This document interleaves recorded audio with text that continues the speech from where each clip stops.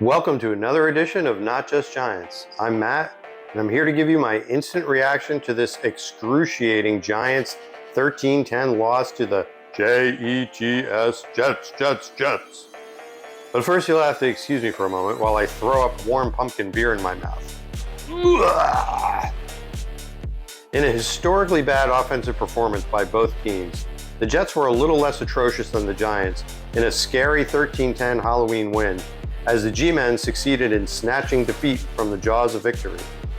Despite Tommy DeVito, in relief of Tyrod Taylor and his injured ribs, not being able to complete a forward pass, the Giants had the ball 4th and 1 at the Jets' 20 with 30 seconds to go, and after a missed field goal, a long completion, and a couple of key defensive pass interference penalties, the Giants somehow managed to allow the Jets to tie the game and then win it in overtime.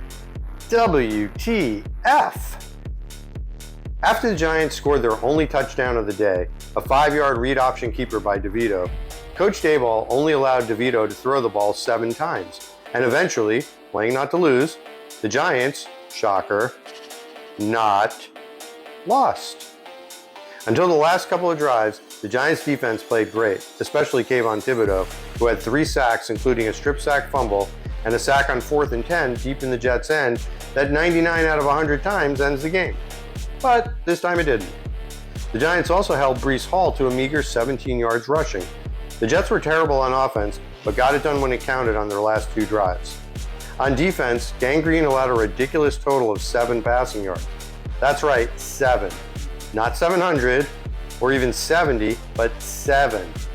Still, they also committed a bunch of untimely penalties that gave the Giants a number of extra possessions. As bad as this season's blowout losses have been, for the Giants, this one hurt most of all and is the biggest black mark to date on the Shane Daboll regime. After all, if you don't trust your QB3 to throw a forward pass, why is he even on the team?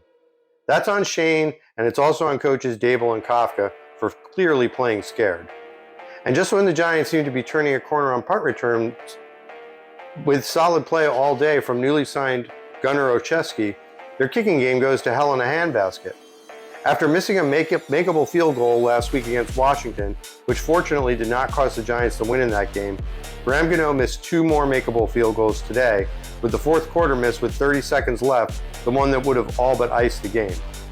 Meanwhile, after a strong start to the season, punter Jamie Gillen returned to his bad form from last year with several shanks. In other bad news, besides the rib injury to Tyrod, tight end Darren Waller left the game with a hamstring injury in the 1st quarter. Ironically, and somewhat hilariously if you enjoy dark humor, Waller led the team in receiving today with 1 catch for 4 yards. And no, I'm not making that up. If the Giants could have closed out this game, they're 3-5 with a winnable Week 9 game next Sunday in Las Vegas. But now, after this sickening gut punch, they're 2-6, and whatever slim playoff hopes they may have harbored have been dashed against the rocks of the Hudson, with the stink from this game surely extremely difficult to merely shake off and move on. Go Jets!